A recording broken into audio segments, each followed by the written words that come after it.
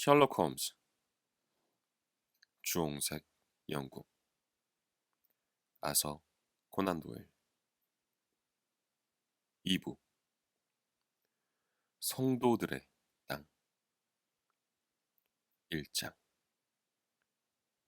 끝없는 소금 벌판에서 거대한 북미 대륙의 중앙에는 아무것도 자라지 못하는 땅인 사막이 놓여 있다. 그곳은 오랜 세월 문명의 진출을 막는 장애물 역할을 해왔다. 시에라네바다 산맥부터 네브라스카 주까지, 그리고 북쪽으로는 옐로스톤 강에서 남쪽 콜로라도 주까지는 황량한 침묵의 땅이었다. 혹독한 환경의 이곳은 구석구석 전혀 다른 분위기를 유지하고 있다.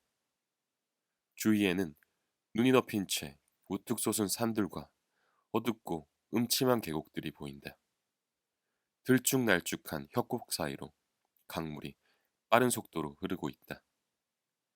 겨울이면 눈으로 뒤덮이는 드넓은 평원은 여름에는 소금기 먹은 흙으로 잿빛을 띈다. 하지만 어느 철이든 어디를 봐도 메마르고 혹독하며 비참해 보인다는 공통된 특징을 갖고 있다. 이곳 절망의 땅에는 사람이 살지 않는다. 포니족이나 블랙피드족, 우리가 사냥터를 찾으려고 이따금 오갈지는 모르겠지만 아무리 용감한 사람이라고 해도 무시무시한 이곳 황무지를 벗어나 다시 초원지대로 들어서면 기뻐하지 않을 수 없었다. 덤불 사이에는 코요테가 숨어 있고 하늘에는 독수리가 무거운 날개짓을 했다. 회색 곰은 어두운 골짜기를 어슬렁거리며 바위 사이에서 먹을 것을 찾았다. 이들이야말로 황무지에 사는 유일한 생명이었다. 이 세상에서 시에라 블랑코 산맥 북쪽 사면에서 내려다보는 모습보다 더 황량한 광경은 있을 수 없다. 시야가 닿는 곳 끝까지 평탄하게 펼쳐진 거대한 벌판은 군데군데 염분 섞인 흙이 뒤덮여 있고 가끔 키 작은 덤불이 무리지어 자라고 있다. 저 멀리에 길게 이어진 산봉우리들이 보이는데 울퉁불퉁한 산 꼭대기마다 조금씩 눈이 쌓여 있다. 어마어마하게 펼쳐진 땅의 생명의 흔적이라고는 보이지 않는다. 아니, 살아있는 것과 관련된 그 무엇도 눈에 띄지 않는다. 강철처럼 검푸른 하늘에는 새도 보이지 않고 음산한 잿빛 대지 위에도 아무런 움직임이 없다. 무엇보다 아무런 소리가 들리지 않는다. 아무리 귀를 기울여봐도 어마어마할 정도로 넓은 황야에서 소리라고는 전혀 들을 수가 없다. 오직 정적뿐이다. 완전하다 못해 가슴을 짓누르는 정적. 넓게 펼쳐진 땅에 생명에 관련된 곳이라고는 전혀 보이지 않는다고 앞서 말했지만 그것이 엄밀한 사실이라고 보기는 어렵다. 시에라 블랑코 산맥에서 내려다보면 사막을 가로지르는 좁은 길이 하나 보이는데 구불구불 이어진 이 길은 멀리 지평선을 향해 사라지고 있다. 그 길 위에는 바퀴 자국과 모험을 즐기는 수많은 사람들의 발자국이 가득하다. 여기저기 흩어진 채 햇빛을 받아 반짝거리는 물체들이 칙칙하게 쌓인 소금덩이 사이에서 두드러져 보인다. 가까이 다가가 뭔지 보라. 모두 뼈들이다. 크고 굵은 것들도 있고 작고 갸냘픈 것도 보인다. 굵은 것은 소뼈이고 가느다란 것은 사람의 뼈다. 길가에 쓰러진 소와 인간이 남긴 유골들은 240km에 이르는 무시무시한 대상로를 따라 쭉 이어져 있다. 1847년 5월 넷째 날 바로 이런 광경을 서서 내려다보는 고독한 여행자가 있었다. 겉모습만으로는 이 지역의 수호신이거나 악령인 것처럼 보였다. 사내가 40대인지 60대인지 구분할 수 있는 사람은 없을 것 같았다. 잔뜩 여이고 뼈가 툭 튀어나온 얼굴에 피부는 갈색 양피지 같았다. 긴 갈색 머리칼과 수염은 여기저기 허옇게 샌 모습이었으며 퀭하게 팬 두 눈은 이상하리만큼 번쩍이며 빛났다. 소청으로 움켜진 손 역시 얼굴과 다름없을 정도로 뼈만 앙상했다. 비록 소총으로 땅을 짚고 기대고 있기는 했지만 키가 크고 뼈가 거대한 것으로 봐서 원래는 튼튼하고 강인한 몸인 것 같았다. 하지만 수척해진 얼굴과 움츠러드는 팔다리, 자루처럼 헐렁한 옷차림 때문에 늙어 빠진 노인처럼 보였다. 사내는 굶주림과 갈증으로 죽어가고 있었다. 사내는 혹시라도 물이 보이지 않을까 하는 헛된 희망을 품고 힘들여 협곡을 뚫고 약간 높은 이곳에 올라왔다. 하지만 눈앞에 펼쳐진 것은 소금기 섞인 광활한 평원과 저 멀리 서로 이어진 황량한 산들뿐. 물기를 머금고 있을 만한 식물이나 나무는 흔적조차 보이지 않았다. 드넓은 풍경 어느 곳에도 희망의 빛이라고는 보이지 않았다. 사내는 무엇인가를 찾는 사람처럼 북쪽, 동쪽, 그리고 서쪽을 미친 듯 둘러보더니 이내 자신의 정처 없는 여행이 끝나고 바로 이 메마른 바위 위에서 죽음을 맞이하리라는 점을 깨달았다. 여기서 죽으나 20년 후 푹신한 침대 위에서 죽으나 뭐가 다르겠어. 사내는 커다란 바위 아래 움푹 들어간 곳에 앉으며 중얼거렸다. 바닥에 앉기 전에 사내는 쓸모도 없는 소총과 회색 숄로 싸 오른쪽 어깨에 걸쳤던 커다란 꾸러미를 바위 위에 내려놓았다. 힘에 붙일 만큼 무거웠던지 꾸러미는 바닥에 약간 세게 부딪혔다. 즉시 회색 꾸러미 안에서 조그만 비명이 들리더니 겁에 질린 작은 얼굴이 삐쭉 튀어나왔다. 갈색 눈이 아주 맑았고 옴폭옴폭 파인 두 주먹은 반점으로 얼룩덜룩했다. 아야 했잖아요. 아이는 책망하는 목소리로 말했다. 그랬구나. 일부러 그런 게 아니란다. 사내는 미안하다는 듯 대답하고는 회색 숄을 풀어 5살 정도 되어 보이는 조그맣고 예쁜 여자아이를 밖으로 꺼내주었다. 멋진 신발과 조그만 앞치마가 달린 단정한 분홍색 드레스에서 엄마의 정성을 느낄 수가 있었다. 아이는 병색이 짙고 파리했지만 팔다리가 튼튼해 보이는 것을 보니 함께 있는 사내보다는 고생을 덜한 모양이었다. 이제 괜찮니? 사내는 구불거리는 금발의 머리의 여자아이가 흐트러진 뒷머리를 여전히 문질러대는 모습을 보며 걱정이 되는 듯 물었다. 호흡 불어주면 나아요. 아이는 사뭇 진지한 얼굴로 아픈 부위를 그에게 들이밀었다. 엄마는 그렇게 해줬단 말이에요. 엄마는 어디 갔어요? 엄마는 떠났어. 하지만 아마 너도 곧 엄마를 만날 수 있을 거야. 떠났다고요? 이상해요. 엄마는 빠이빠이도 안 했어요. 아줌마네 차 마시러 갈 때도 빠이빠이 하고 갔는데 말이에요.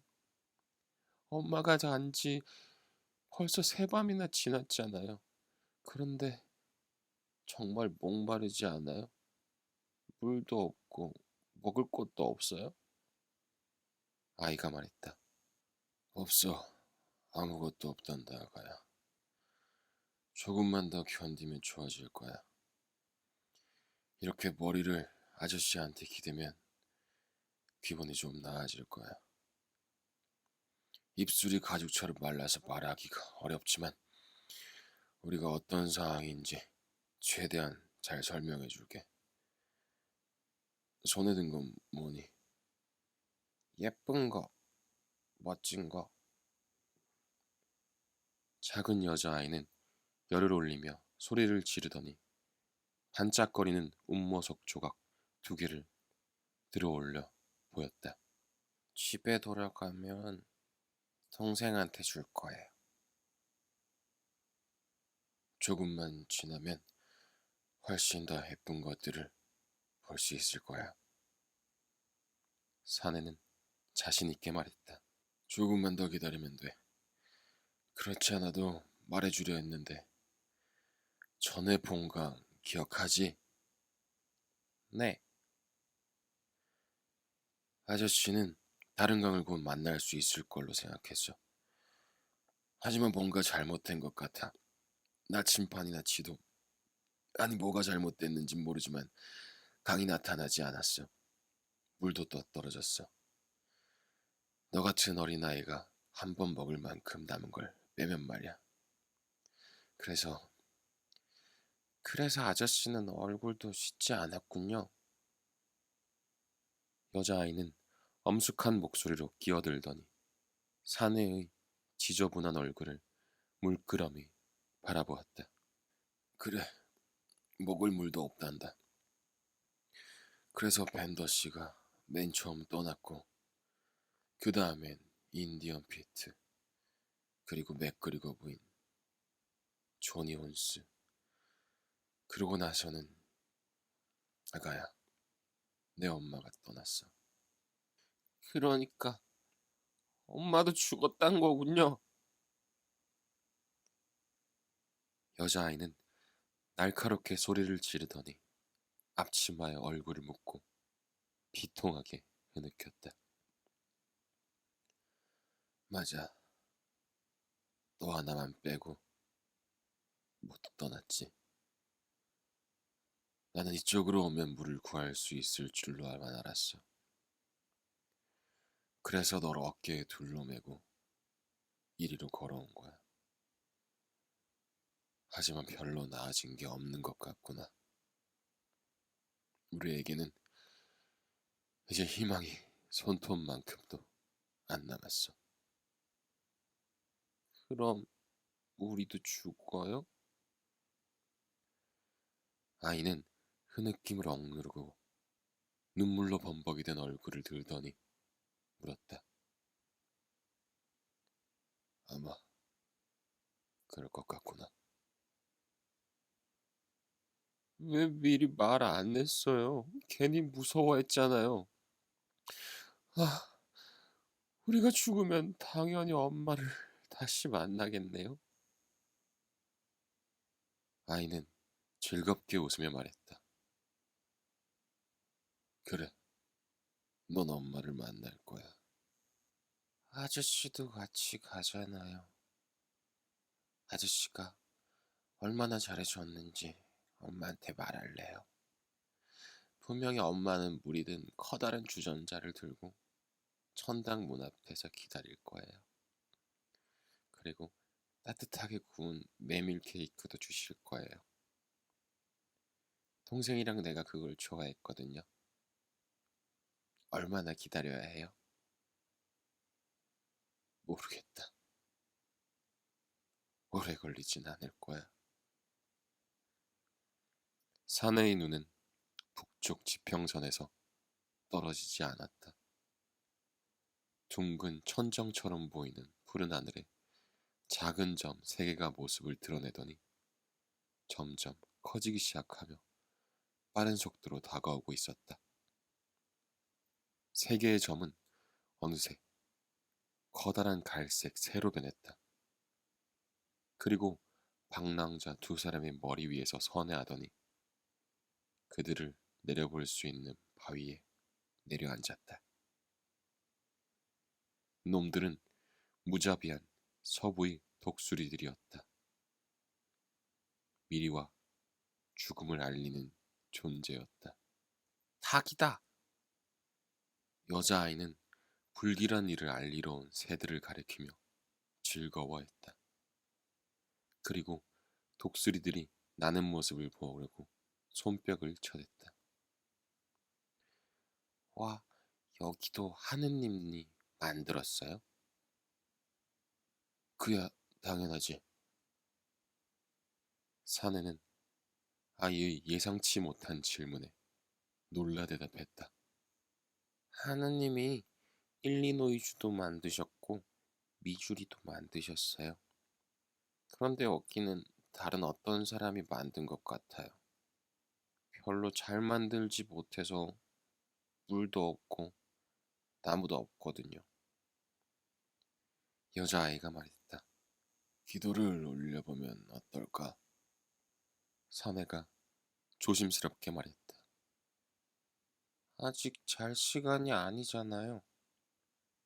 여자아이가 대답했다. 상관없어. 기도할 시간은 아니지만 하느님도 분명히 괜찮다고 하실 거야. 우리가 초원을 지날 때 밤마다 마차에서 올렸던 기도를 한번 해봐. 아저씨가 직접 해봐요. 아이가 놀란 눈을 하고 말했다. 아저씨는 모두 잊었단다. 키가 저 총 절반만 했을 때부터 기도를 해본 적이 없어.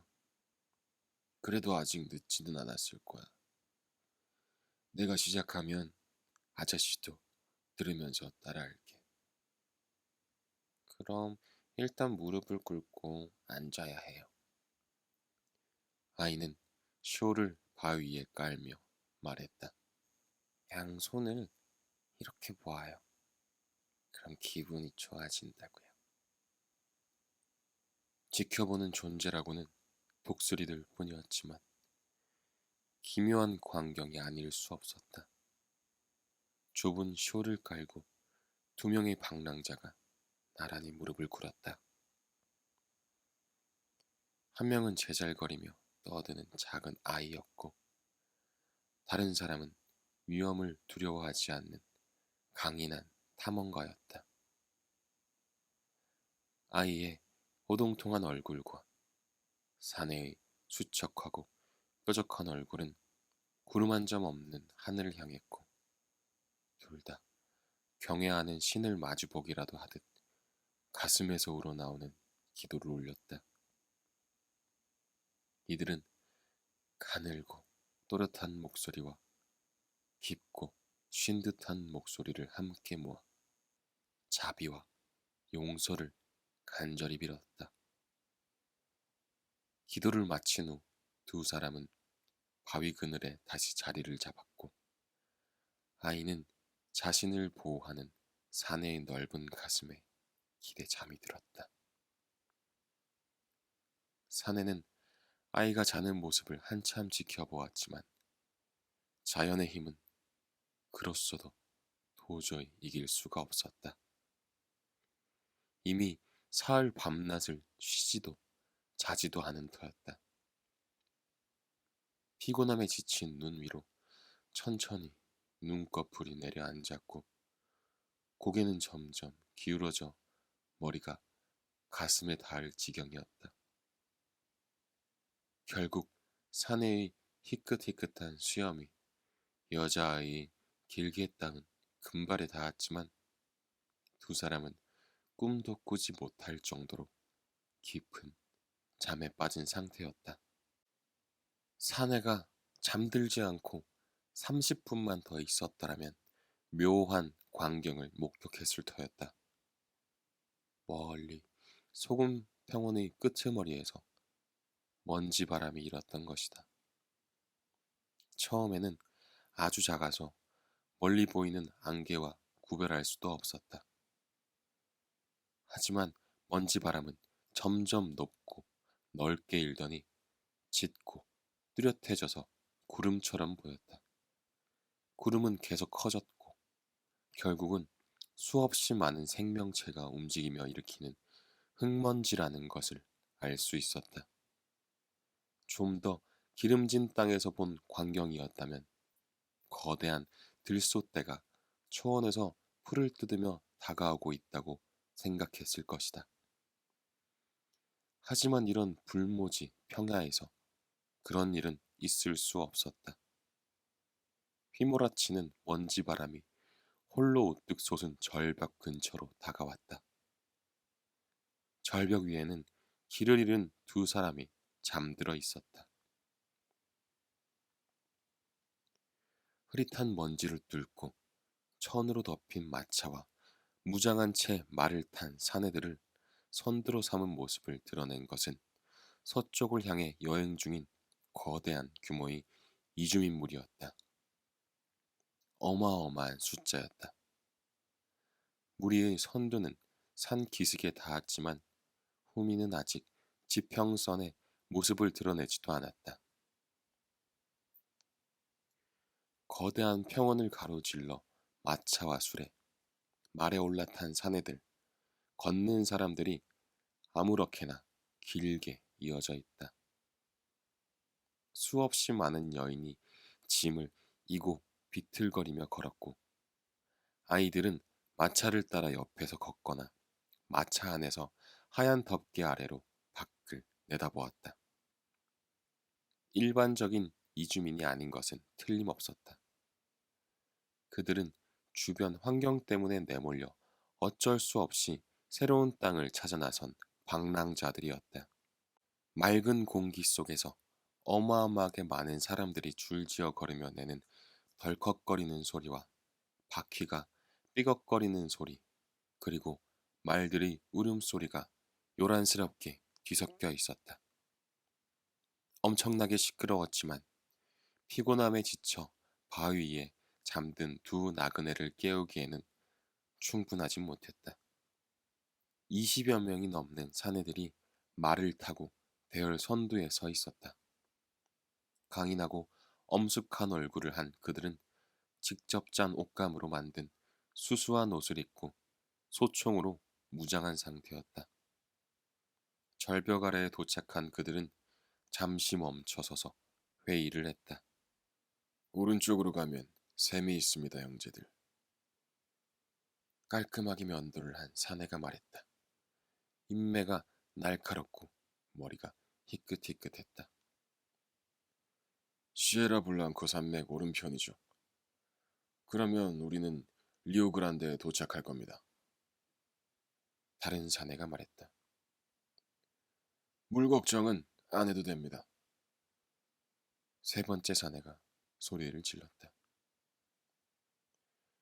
바위에서 물이 나오게 할 수 있는 분께서 스스로 선택한 사람을 버리실 리가 없습니다.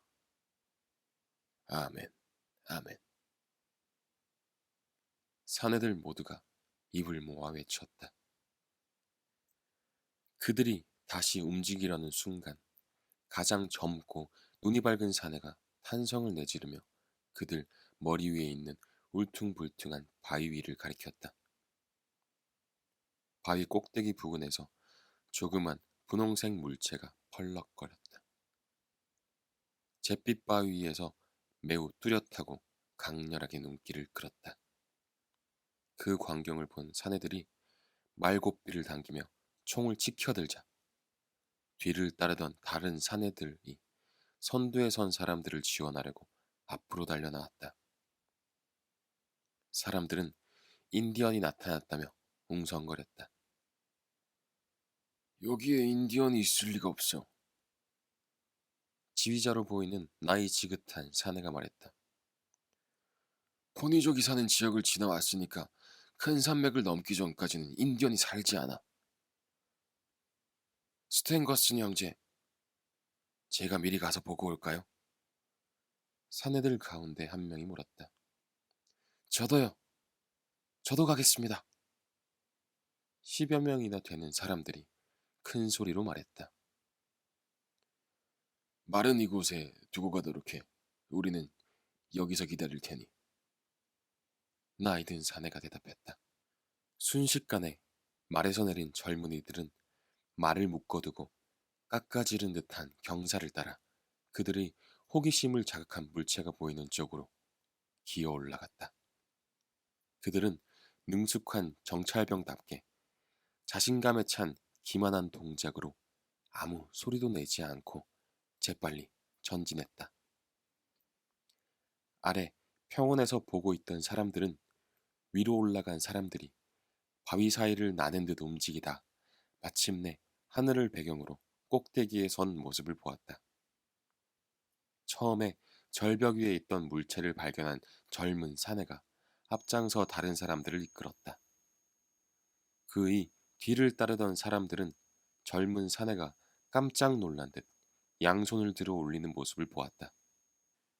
가까이 다가간 사람들은 눈앞에 펼쳐진 광경을 보고 젊은 사내와 마찬가지로 놀라지 않을 수 없었다.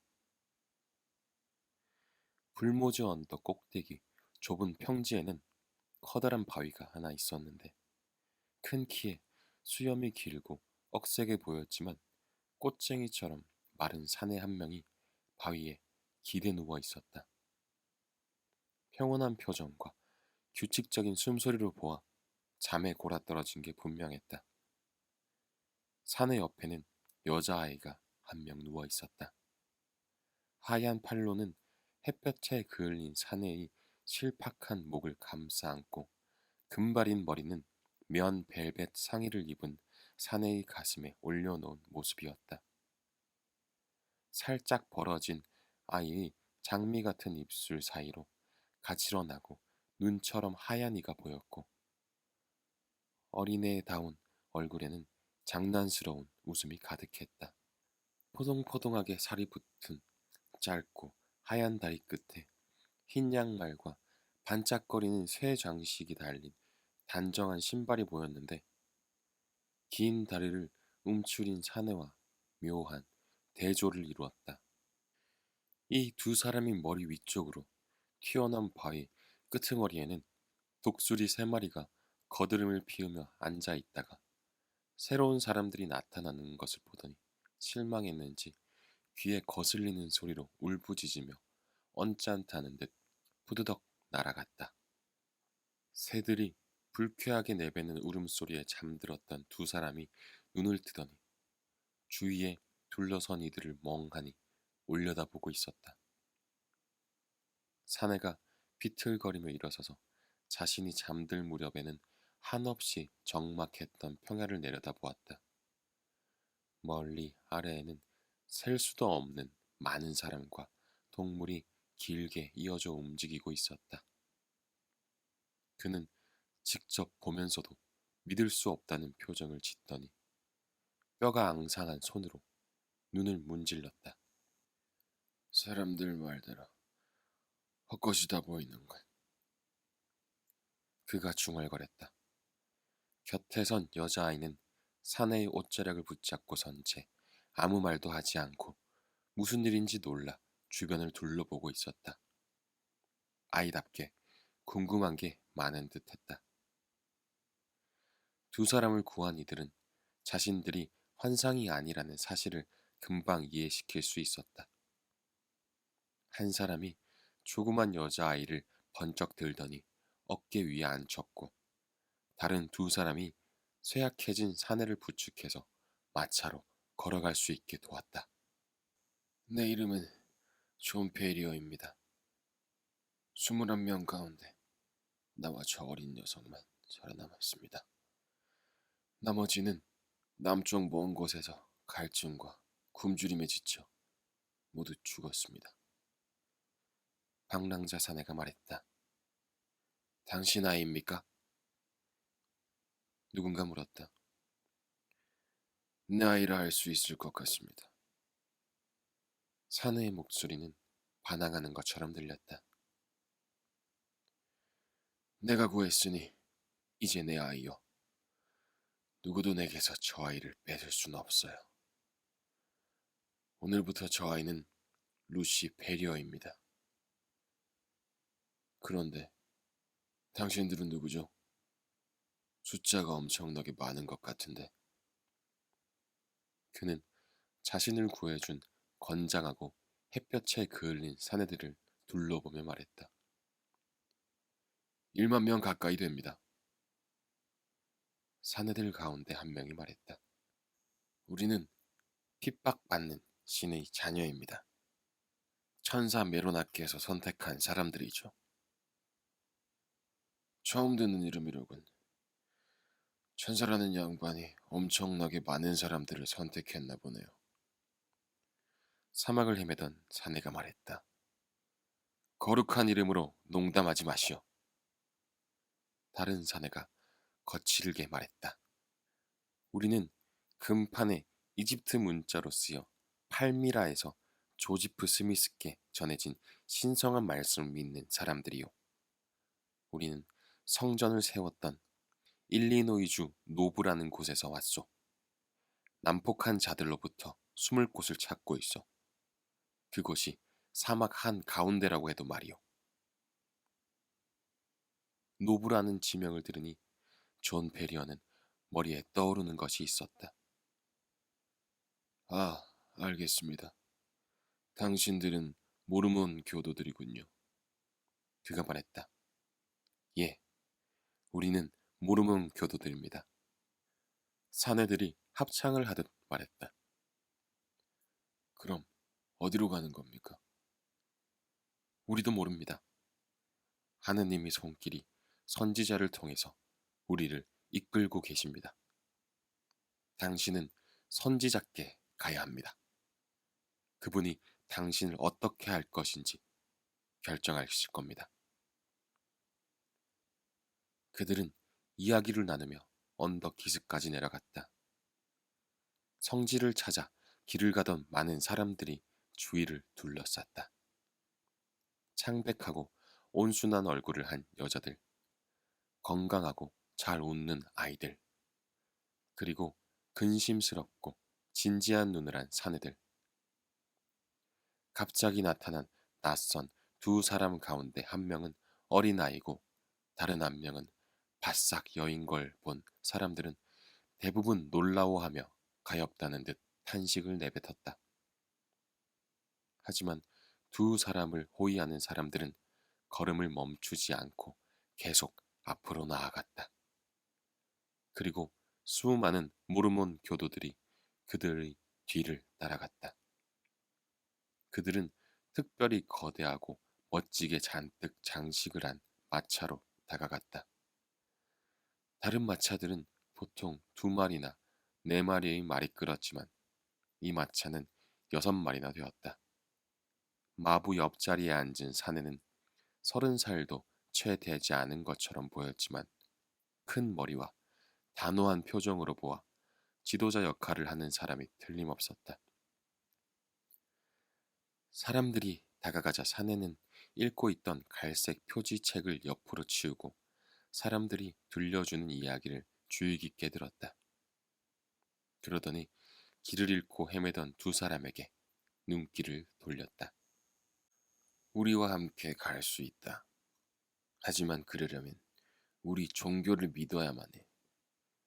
가축우리에 이리들을 불어넣을 수는 없어.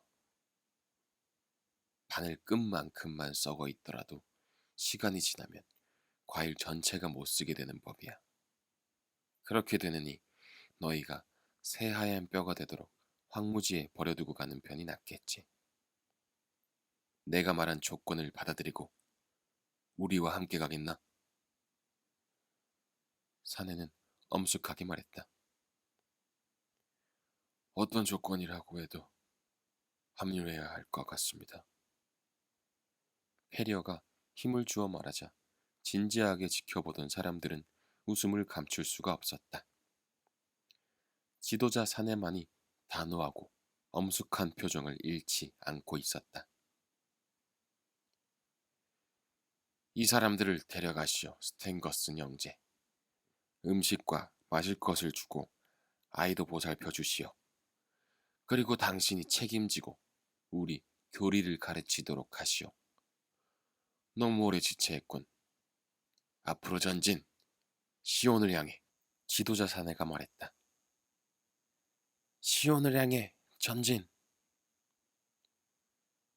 주위에 몰려선 모르몬 교도들이 소리를 질렀고 구호는 길게 늘어선 사람들이 입과 입을 거치며 물결처럼 번지다가 멀리 떨어진 곳에서 희미하게 중얼거리는 소리처럼 작아졌다. 채찍질 소리와 바퀴 삐걱거리는 소리가 나더니 거대한 마차가 움직이기 시작했고 전체 이주민 대열은 꾸물거리며 움직이기 시작했다. 구조한 두 사람을 책임지게 된 장로 사내는 그들을 자신의 마차로 내려갔다. 이미 준비해둔 음식이 기다리고 있었다. 이 마차에서 생활하시오. 며칠 지나면 피로가 풀릴 겁니다. 그렇지만 이제 여러분은 우리 종교를 믿는다는 사실을 잊어서는 안 됩니다. 선지자 브리검 영께서 하신 말씀은 조지프 스미스의 말씀이며 이는 곧 하나님의 목소리입니다.